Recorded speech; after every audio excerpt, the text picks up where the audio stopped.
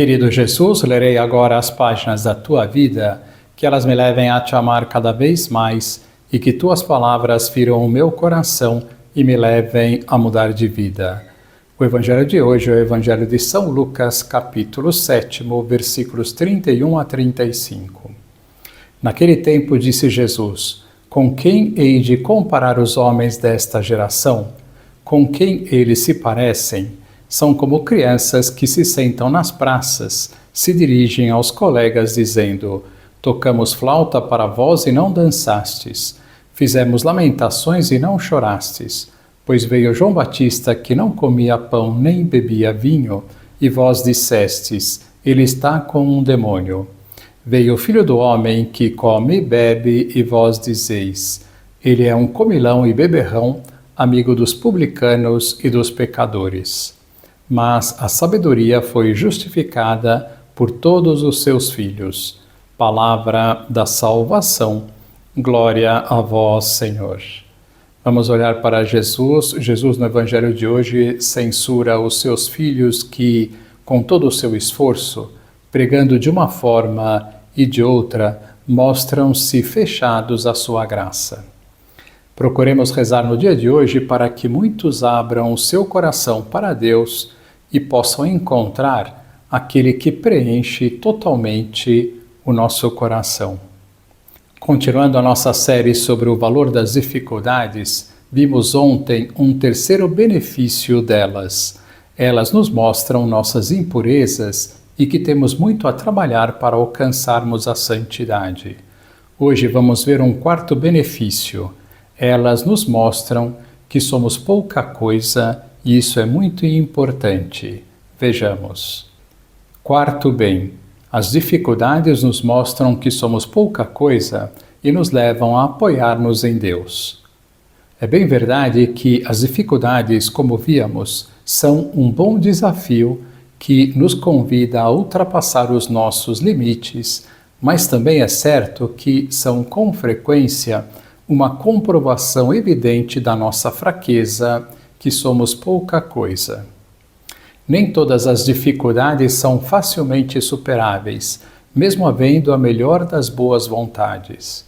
É perfeitamente plausível imaginar um leitor que, após ter tentado sinceramente praticar os conselhos que se recolhem nas meditações anteriores, venha de asa caída dizer: Esforcei-me e procurei encarar as dificuldades com espírito esportivo, mas não estou conseguindo senão sucessos muito parciais e fracassos muito frequentes.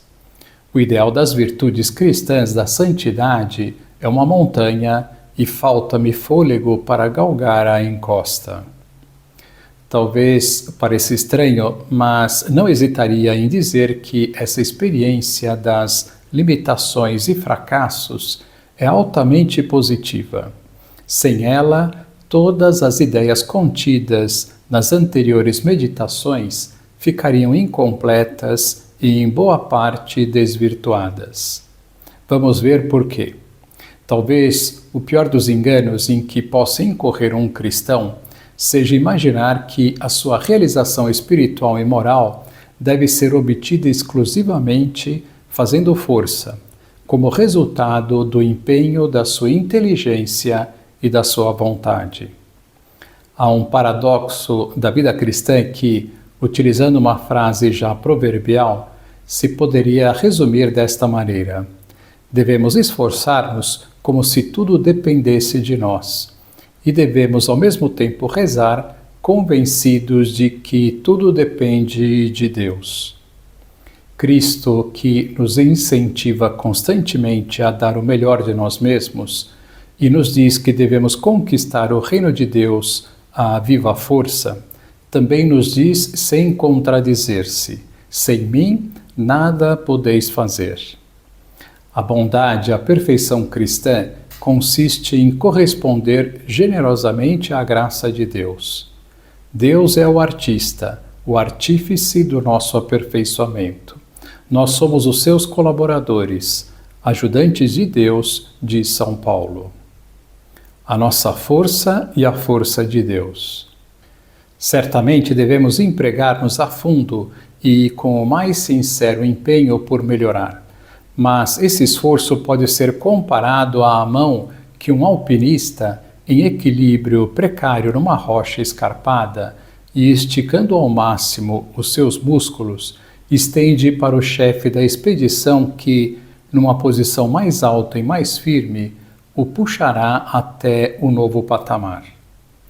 Esta comparação, como todas as imagens, é insuficiente para expressar o jogo em que se unem a graça de Deus e os nossos esforços, mas reflete de algum modo a verdade. Tudo o que nós fazemos é levantar a nossa mão, mas quem nos eleva até a meta é a mão de Deus, a graça, se sabemos agarrar-nos firmemente a ela. Só com a nossa força de vontade nada podemos fazer. Neste sentido, as dificuldades que experimentamos na nossa ascensão espiritual evidenciam que, por nós mesmos, sozinhos, não somos capazes. Mas essa consideração não é um convite ao desânimo, não é uma simples verificação da nossa pequenez. Pelo contrário, é como uma janela aberta para a esperança. Sozinho não posso, mas com Deus posso tudo. Tudo posso naquele que me dá forças. Essa era a conclusão de São Paulo quando se sentia incapaz de vencer as suas dificuldades. Sempre que nos sintamos, portanto, encurralados, limitados pelo peso das dificuldades, procuremos, sem desistir do esforço, apegar-nos mais a Deus, agarrando firmemente a sua mão mediante a oração e os sacramentos. Não demoraremos a experimentar que nós também poderemos dizer o que afirmava, cheio de otimismo, o apóstolo São Paulo. De todas estas coisas, dificuldades sem conta, saímos mais que vencedores por aquele que nos amou. Se Deus é por nós, quem será contra nós?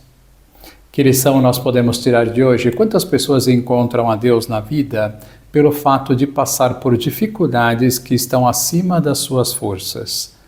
Além delas comprovarem o nosso nada, comprovarem que somos pouca coisa, tornam-nos mais humildes, e isso é muito importante, e nos levam para Deus, que deve ser a pessoa mais importante da nossa vida. Agora vos dou a bênção para este dia. A bênção de Deus Todo-Poderoso, Pai, Filho e Espírito Santo, esteja sempre convosco e permaneça para sempre. Amém.